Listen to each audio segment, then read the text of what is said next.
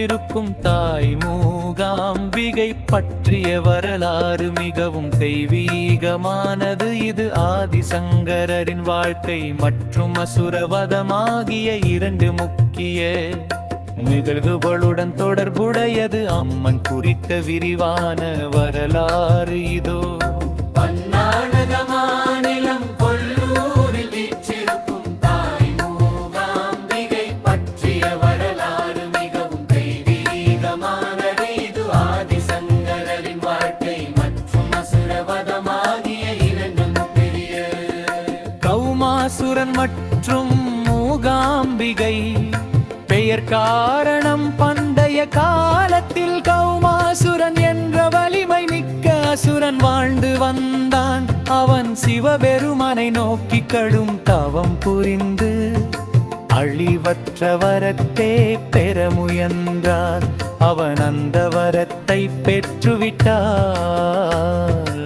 உலகிற்கே பேராபத்து விளைவிப்பான் என்பதை உணர்ந்த தேவர்கள் கலைவாணிடம் முறையிட்டனர்.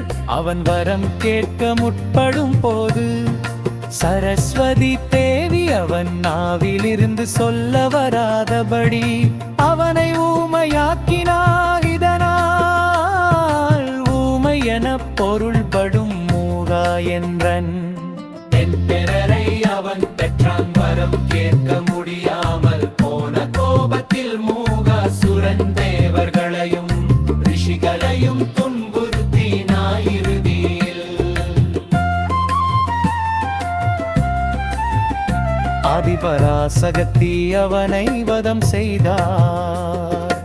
ஊமையான அசுரனை அழித்ததால் தேவிக்கு மூகாம்பிகை என்ற பெயர் நிலைத்தது.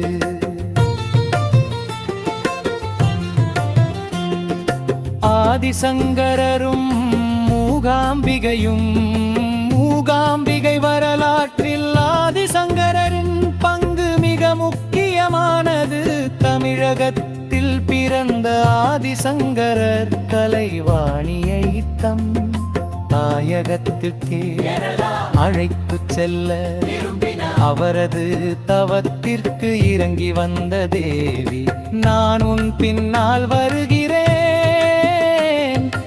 ஆனால் நீ எக்காரணம் கொண்டும் திரும்பி பார்க்க கூடாது. நீ திரும்பி பார்த்தால் நான் அங்கே நிலை பெற்று விடுவேன் என்ற நிபந்தனையுடன் பின் தொடர்ந்தார். கொல்லூர் பகுதியை அடைந்த போது தேவியின் கால் கொலுசு சத்தம் கேட்காததால் சந்தேகம் கொண்ட சங்கரர் திரும்பி பார்த்தார். நிபந்தனைப்படி தேவி மருகேயே நிலை பெற்றார். சங்கரரின் வேண்டுதல் இணங்கி அங்கே ஸ்ரீ சத்திரம் ஒன்றை அவர் பிரதிஷ்டை செய்தார். அதன் நீரே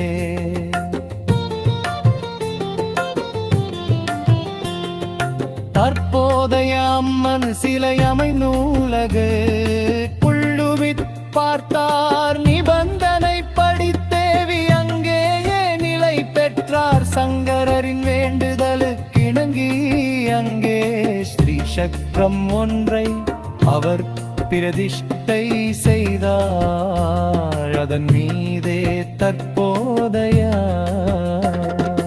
அம்மன் சிலை அமைந்துள்ளது. திஷ்டை இதன் ஒரு பகுதியில் மும்மூர்த்திகளும் சிவன், விஷ்ணு, பிரம்மா, மறுபகுதியில் முப்பெருந்தேவியரும் சரஸ்வதி, லட்சுமி, பார்வதி இருப்பதாக நம்பப்படுகிறது. பஞ்சலோக விக்கிரகம் லிங்கத்திற்கு பின்னால் நாம் காணும் அழகான தேவியின் சிலை ஆதிசங்கரரால் பிரதிஷ்டை செய்யப்பட்டது. கல்வி மற்றும் கலை சரஸ்வதியின் அம்சமாக போற்றப்படுவதால் குழந்தைகளுக்கு வித்யாரம்பம் புனிதமாக கருதப்பட்டகவும் புனிதமானது. பல மூலிகைகளை கலந்து வருவதால் இதில் நீராடுவது உடல் மற்றும் மனரீதியான பிணிகளை தீர்க்கும் என்பது